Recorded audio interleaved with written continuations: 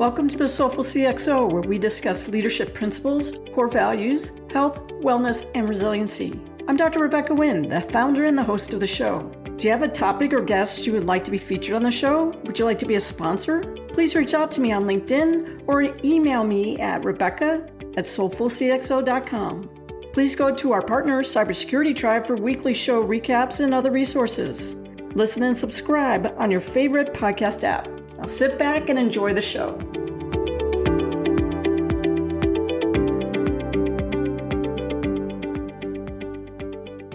Welcome to the Soulful CXO. I'm your host, Dr. Rebecca Wynn, and we are pleased to have with us today Gary Hayslip.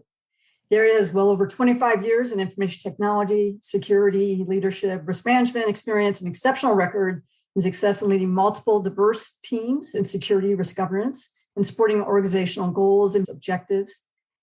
He's currently the CISO for SoftBank Investment Advisors. Previous roles include multiple CISO, CIO, Deputy Director of IT, and Privacy Officer roles for the U.S. Navy, both as active duty and as a federal government employee, the City of San Diego, California, and Web Software. Gary and I both served together in advisory boards in several industries, but he also serves on numerous ones for different companies, such as Proofpoint, Box, Ona, and CyberReason. He has co-authored 5 books under his co-founded label, CISO Reference Guide. And his latest book, if you haven't read it yet, is Develop Your Cybersecurity Career Path, How to Break into Cybersecurity at Any Level. And that was released in July 2021. They're all great books, must read. You can go up to the website and grab them from Amazon, anywhere of your choice. I recommend that not only for CISOs, but CIOs and CTOs as well.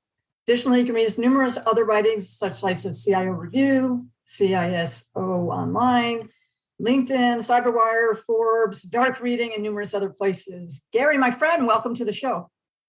Thank you. Thank you for having me. I'm really happy to be here.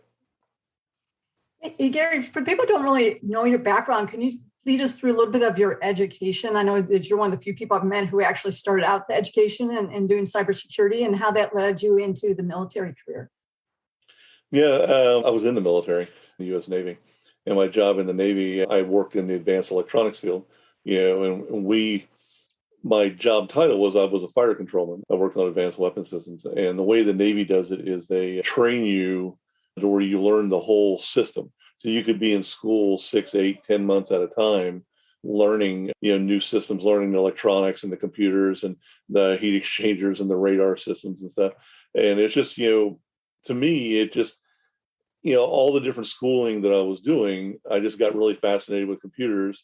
And more, I got a chance to work on things and break things. So I just kind of look at it as I already had that need to get involved with computers and work with them and stuff before I joined the military. And then the military just kind of opened up that spigot and just turned it loose and just let me run with it. You've talked about this a couple of times, and you and I have talked separately about this. But in today's age, we have so many people who are virtual, and you don't always have everybody in the office. Keeping our staff engaged in constantly learning. You and I come from the school, the more you know you don't know, so teach me.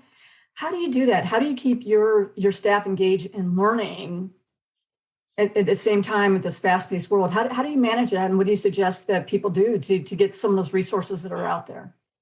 Yeah, you'd be amazed at how many, free resources are out there. How many resources are available, even from vendors. I look at my security stack. I look at vendors that I'm a customer of, and I always, every time that I look at a renewal, every time I look at bringing in a new technology, not only am I looking at the technology and the professional services to install it, I'm always asking about training. And I'm always asking about recurring training, to make sure that my staff, get a chance to actually work on these assets and learn them and learn the technology and get educated on it. And that's just one, and then I'm always looking at talking with the company where I'm at. Hey, what funding do I have for conferences, or what funding do I have for online training? I'm mentoring and working with my staff, the one-on-ones with them. And then we do group meetings when we're together. And there's times where we're looking at new technologies. There's times where we will be reading a book together and discussing the things that are in the book. And no, it's just not my books. We'll look at a lot of different things out there. But it's the thing with this is that you want to spend time with them for their professional growth. Because when you have somebody on your team, they're not going to stay in one place. They're going to want to grow. They're going to want to learn new things, and you should encourage that. And so I'm always reading and working on things and working on certs and doing stuff. And so I not only do I try to set the example, but I also encourage them as well. And then we even put it in our goals that we have for the year. There's always at least one professional goal, that each of us will have where we're working on a specific cert, or we're looking to, or a degree, or we're working to finish certain, classes that we're working on. I let them choose, though I do try to guide them depending on where they want to go, within their career path.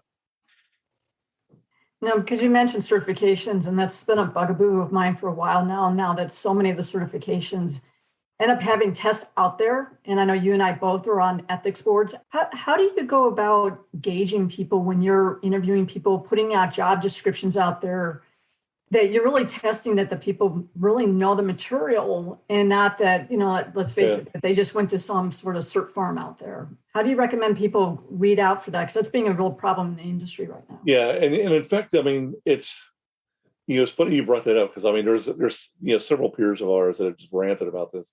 And I think it's, when you're hiring somebody, you look beyond just the cert piece. You look at kind of the whole person. What I look at is I look at career progression and what roles that they've been in, what jobs they've taken. I look at involvement in the community. Are they involved with different professional organizations? Are they taking as a leadership within those organizations and volunteering? What are they doing at home? What projects are you working on? What are you building?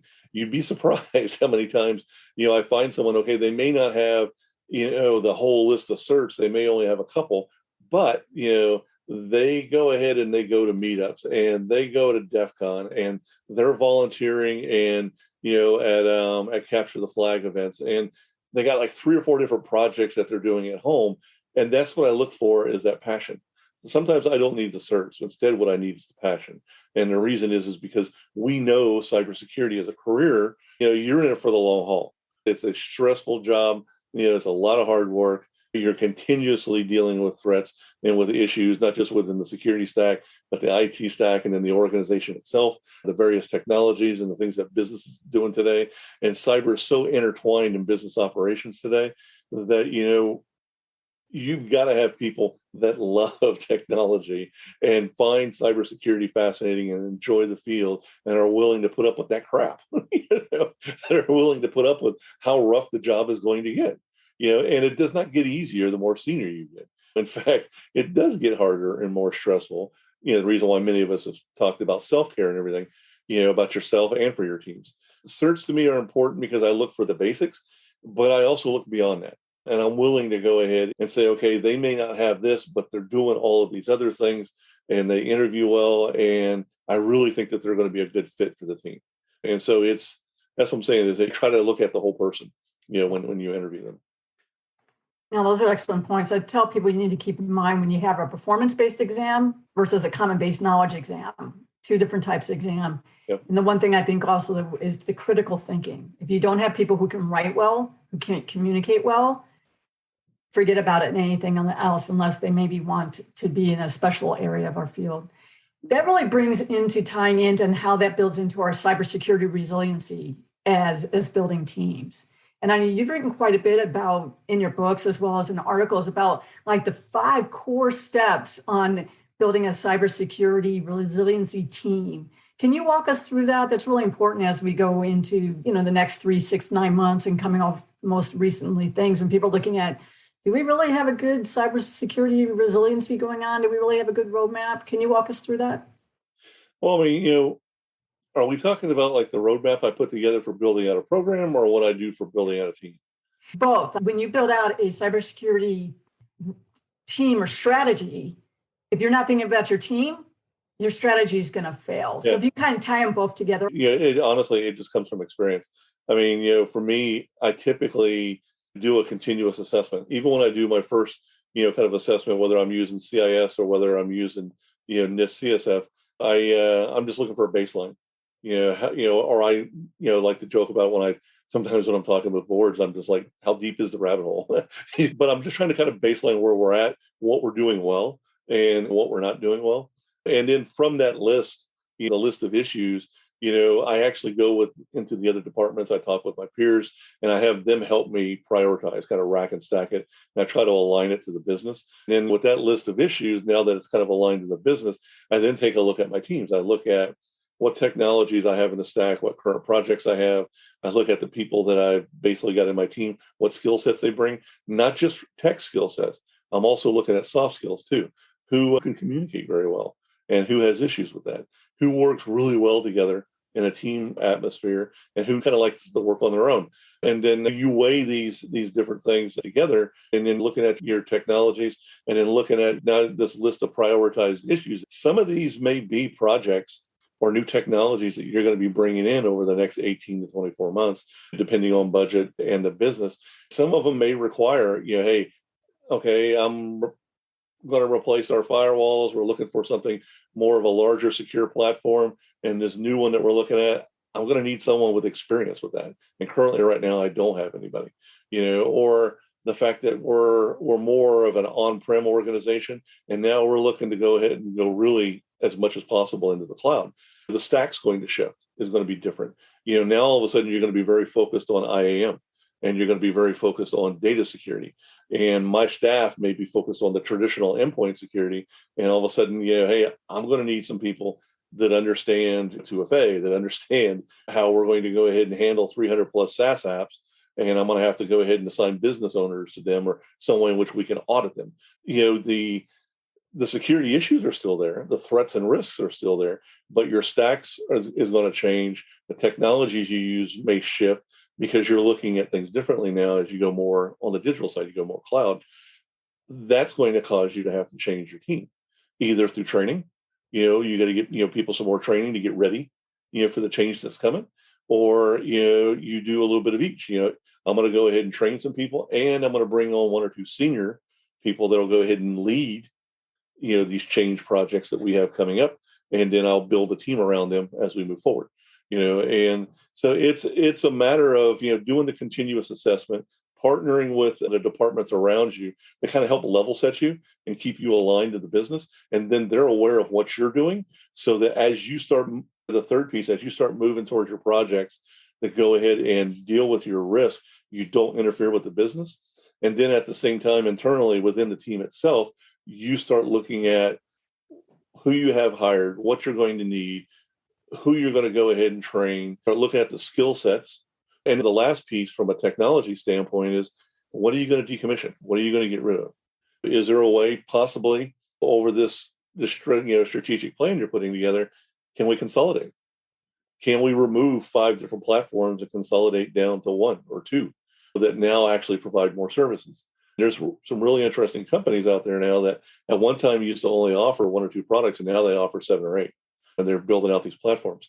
That's when you start having this discussion of, okay, I've got my prioritized list. I've been told to go forward and conquer. I've looked at my team. I've already kind of, laid out what I'm going to need from a skills perspective. The departments around me know what we're working on. Leadership knows what we're working on. I've got budget. Now I need to look at from the technology standpoint. How do we go ahead and consolidate and integrate? How do we get better? And then the last piece is just understanding this is going to take time. You're going to need to go ahead and do this in increments. I usually do it in 12-month increments, and I'm constantly reassessing. It makes it easier as a CISO to also report out, and you're able to report where you're at within these projects, how you're doing with the specific resources you have, how you're doing with the FTEs you currently have, and what you're going to need, for the next 12 months as specific projects come along. All intertwined. I find that you don't want to do it behind closed doors. You want to keep the departments involved with you. You want to be visible so people know what you're working on. And the reason is everything that you do is going to impact the business. It's unfortunately we're change magnets. CISOs and security teams do impact the business. You just don't want it to be negative.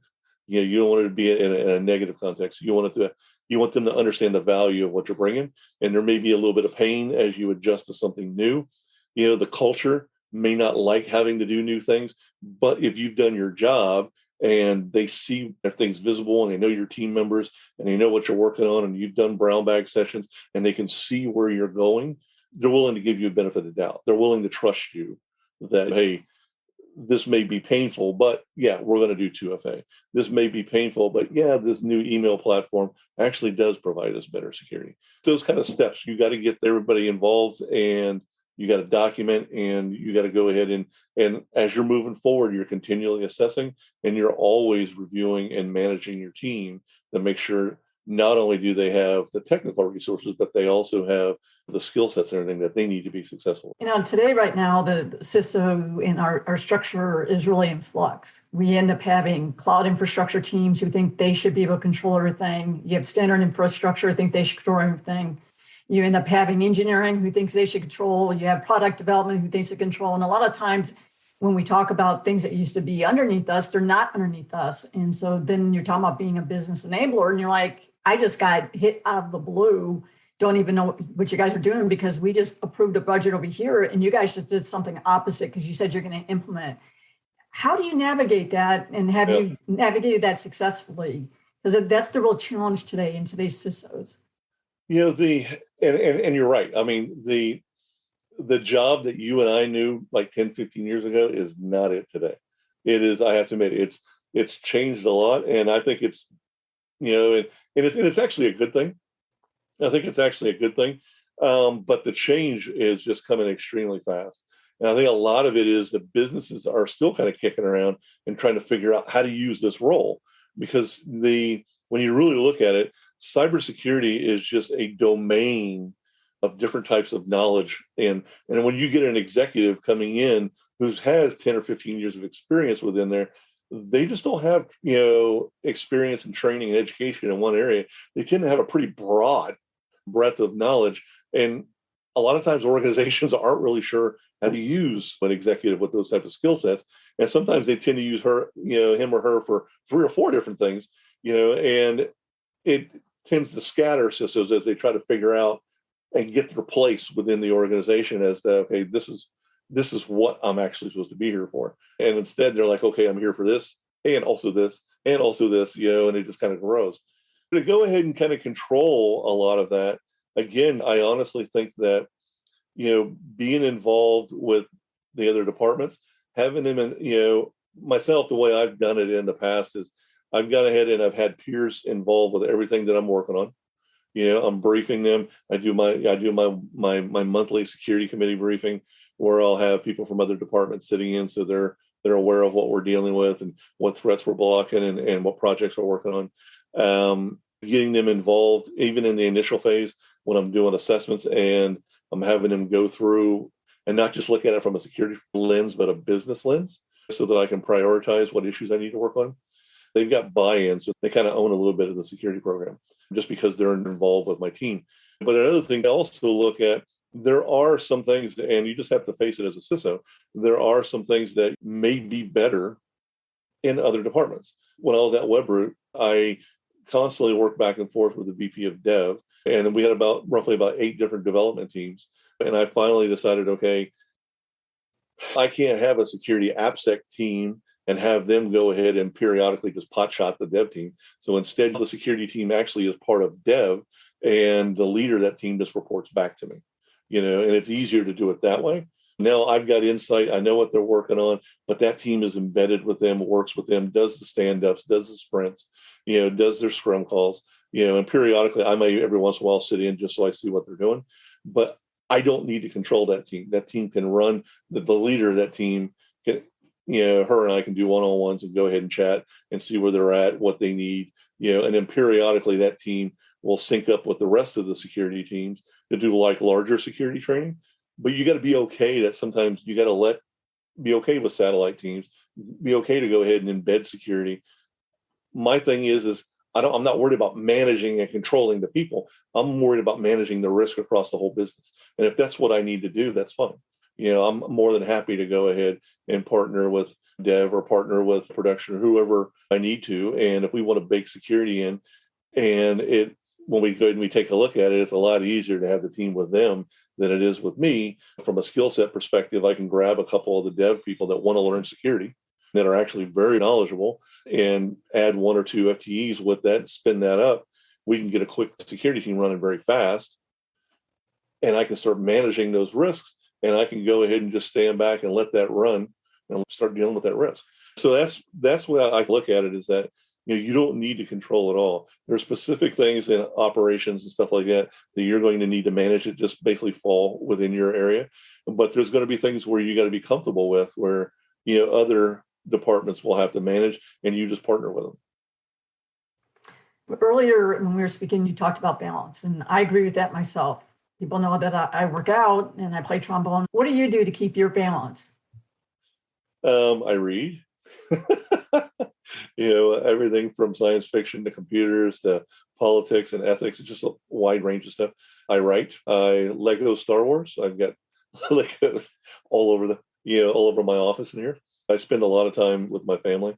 I like being outdoors, and I actually raise roses. I have about 13 different varieties in our flower beds. I like spending a lot of time outdoors working with that. Also, I love Volkswagen bugs. I really like working with my hands. It's just things like that where I can go out and I can work and I can be doing things and I can let my mind wander, and just kind of relax. And I find a lot of times, whether I'm out for a walk or whether I'm, doing yard work and working, in the flower beds or something, that's when I come up with ideas for things to write on. It's like my mind kind of just splits and the rest of me kind of relaxes. And then the machine over here is running. It's like, oh yeah, we could do this and that. And I start it's amazing how many times I get really interesting ideas out on a walk or just sitting there with a wrench in my hand working on something. And I'm like, hey, what about this? Yeah, that's a lot of what I do. And I encourage that with my staff. They need to have things outside of security. They can be involved in the community and you're going to a lot of the professional orgs and you're mentoring and working with people and stuff, but you still need to have things that are outside of security. Because I think the cybersecurity is one of the few career fields that will eat you alive, if you let it. If you let the stress and everything go ahead and get to you. You've got to be able to turn it off and have a life. No, those are always great points. And I think that we have to remind ourselves to have balance and to have a variety of balance, not just one outlet. Walking around the block and only walking around the block is not enough of an outlet. You got to have a couple little things. So Gary, if people want to get a hold of you for conferences or speaking opportunities or want to partner with you in some aspect, what's the best way to go ahead and get a hold of you? Typically, people just reach out on LinkedIn to go ahead and get a hold of me. Usually they get a hold of me or they get a hold of one of our peers, somebody that we know, and they go, hey, so-and-so wants to chat with you real quick. My co-authors that I've written several of my books with, Bill Bonney and Matt Stanford, we have the CISO desk reference guide page up on LinkedIn where all of our books are at and stuff like that. So sometimes people will reach there or they just reach out directly on LinkedIn. That's great. Gary, really appreciate your time. You are a Soulful CXO. Thank you very much.